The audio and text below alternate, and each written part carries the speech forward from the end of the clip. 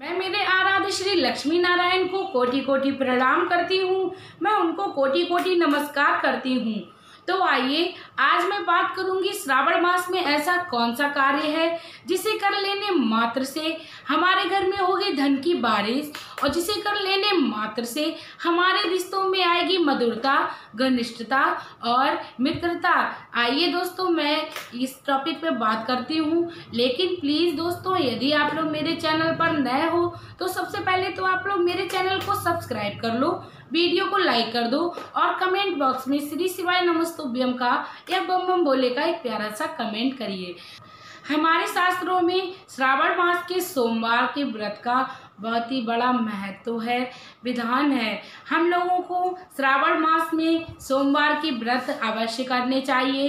इससे भगवान भोलेनाथ अति प्रसन्न होते हैं। यदि आपकी शारीरिक क्षमता नहीं है तो आप व्रत को ना करके आप भगवान भोलेनाथ की पूजा अर्चना विधिवत करिए। आप यदि पूजा अर्चना करने में भी सक्षम नहीं है तो आप भगवान भोलेनाथ को एक लोटा जल चढ़ाकर ही प्रसन्न कर सकते हैं, क्योंकि भगवान भोलेनाथ को एक लोटा जल ही अति प्रिय है। तो आप भगवान भोलेनाथ को पूरे श्रावण मास तक एक लोटा जल अर्पण करिए और भगवान भोलेनाथ की आराधना में लीन रहिए। आप सारा दिन मन में श्री शिवाय नमस्तुभ्यम, ओम नमः शिवाय, बम बम भोले, नमः शिवाय, ओम नमः शिवाय, आपको जो भी अच्छा लगता है आप उसका जाप करिए, क्योंकि भगवान भोलेनाथ को सिर्फ और सिर्फ श्रद्धा भक्ति भाव से ही पा सकते हैं।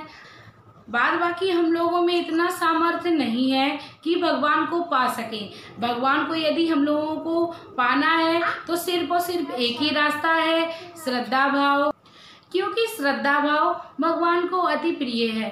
भगवान की आराधना आप पूरी श्रद्धा से करिए, आपको बहुत ही शुभ संकेत मिलेंगे, शुभ परिणाम मिलेंगे और भगवान से आपको प्रीति होगी। दोस्तों सबसे पहले तो मैं बात करूंगी वो कौन सी वस्तुएं हैं जो श्रावण मास में भूल कर भी हमें भगवान भोलेनाथ को अर्पण नहीं करनी चाहिए।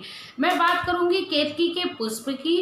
केतकी का पुष्प जो है भगवान भोलेनाथ को भूल कर भी हमें नहीं चढ़ाना चाहिए, क्योंकि ऐसा करने से हमें श्राप लगता है। इसीलिए केतकी का पुष्प हमें भगवान भोलेनाथ की शिवलिंग पर भूल कर भी अर्पण नहीं करना चाहिए। और अब मैं बात करना चाहूँगी तुलसी के पत्र की। तुलसी के पत्र भी भोलेनाथ की शिवलिंग पर चढ़ाना अभिशाप माना गया है, इसीलिए तुलसी के पत्र या तुलसी का पौधा भगवान भोलेनाथ की शिवलिंग के आसपास भी नहीं रखना चाहिए। दोस्तों कुमकुम का तिलक भी कभी भोलेनाथ को नहीं लगाना चाहिए, या कुमकुम अर्पण भगवान भोलेनाथ की शिवलिंग पे कभी भी भूल कर भी नहीं करनी चाहिए, क्योंकि कुमकुम को अर्पण करना भी माँ पार्वती ने अभिशाप के रूप में माना है। इसके पीछे की बहुत बड़ी एक कथा है। आइए दोस्तों उसको मैं बाद में आपको अपनी किसी वीडियो में शेयर करूंगी। लेकिन दोस्तों कुमकुम भी हमें अपने भोलेनाथ की शिवलिंग पर कभी नहीं चढ़ानी चाहिए। और अब मैं बात करना चाहूँगी हल्दी का जो है वो हल्दी का भी कभी पूजन भगवान भोलेनाथ को नहीं करना चाहिए। हल्दी भी भगवान भोलेनाथ के पूजन में कभी भी इस्तेमाल नहीं की जाती है। हल्दी का चढ़ाना वर्जित माना गया है।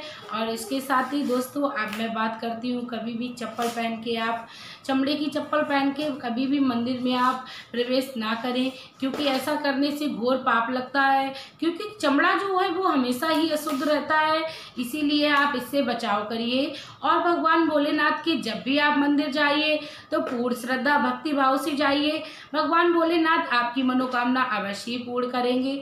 बस कुछ छोटे छोटे उपाय हैं जिन्हें कर लेने मात्र से हमारे जीवन में बहुत ही अच्छे ये बदलाव होते हैं, हमारे जीवन में बहुत ही सुंदर बदलाव होते हैं। तो ऐसा कौन सा कार्य है जिसे कर लेने मात्र से हमारे रिश्तों में मधुरता आएगी, हमारे रिश्तों में घनिष्ठता आएगी। सबसे पहले तो मैं बात करूंगी भोलेनाथ को आप पूरे सावन एक लोटा जल को चढ़ाएं। ऐसा करने से भगवान भोलेनाथ हमारे जीवन में शीतलता लाते हैं। हम भगवान भोलेनाथ को एक लोटा जल ही बहुत प्रिय है। यदि आपने श्रद्धा भाव से भगवान भोलेनाथ को एक लोटा जल भी अर्पण किया है तो उसे भी भगवान भोलेनाथ बहुत ही श्रद्धा से स्वीकार करते हैं। अब मैं बात करूंगी ऐसा वो कौन सा कार्य है जिसे कर लेने मात्र से आपके घर में आएगी धन की बारिश, आपके घर में हो जाएगी फूलों की बौछार मैं बात करूंगी। यदि भगवान भोलेनाथ के हम लोग पूजन के साथ साथ बेलपत्र, भांग, धतूरा इत्यादि का हम लोग भगवान को अर्पण करते हैं तो इससे भगवान भोलेनाथ अति प्रसन्न होते हैं। यदि हम लोग भगवान भोलेनाथ को पीला चंदन या लाल चंदन भगवान को अर्पण करते हैं, उनको तिलक लगाते हैं तो भगवान भोलेनाथ अति प्रसन्न होते हैं। तो हम लोगों को उनकी आराधना में ये सब चीज़ों को जोड़ना है और भगवान भोलेनाथ को प्रसन्न करना है। यदि हम लोगों को अपने घर में धन के भंडारण में यदि तरक्की चाहिए तो हम लोग भगवान भोलेनाथ को चावल अवश्य अर्पण करें। जी हाँ दोस्तों, भगवान भोलेनाथ को चावल अर्पण करने से हमारे घर में धन धान्य संपत्ति की कभी भी कमी नहीं रहती है। भगवान भोलेनाथ को चावल का पूजन बहुत ही सर्वश्रेष्ठ बताया गया है। आप चावल भगवान को अर्पण करिए, आपके घर में सुख समृद्धि आएगी, धन वर्षा होगी। अब मैं बात करूंगी ऐसा कौन सा वो उपाय है जिसे कर लेने मात्र से हमारे रिश्तों में मधुरता आएगी, हमारे रिश्तों में घनिष्ठता आएगी। तो मैं बात करूंगी, जब भी हम लोग भगवान भोलेनाथ को एक लोटा जल चढ़ाने जाएं तो हमें उसमें दूध को मिलाना है।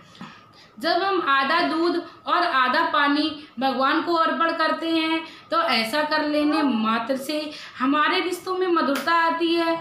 क्योंकि दोस्तों, दूध और जल का मिलाप एक ऐसा मिलाप है जिसको हम लोग कभी भी अलग नहीं कर सकते हैं, वो एक दूसरे में घुल मिल जाते हैं। जी हाँ दोस्तों, यदि हम लोग भगवान भोलेनाथ को वो दूध से मिला हुआ जल यदि अर्पण करते हैं तो हमारे रिश्तों में बहुत ही घनिष्ठता आती है, बहुत ही मित्रता बढ़ती है, हमारे जीवन में बहुत ही सुखमय बदलाव होते हैं, हमारे घर में लड़ाई झगड़े कलेश आदि समाप्त हो जाते हैं। दोस्तों, हम लोगों को ये उपाय कर लेने चाहिए क्योंकि भगवान हमें रास्ते दिखाते हैं तो उपाय करना हम लोगों का कार्य है। यदि हम लोग उपाय करेंगे तो अपने जीवन में अवश्य बदलाव पाएंगे। तो दोस्तों, हम लोगों को ये कार्य करते रहने हैं।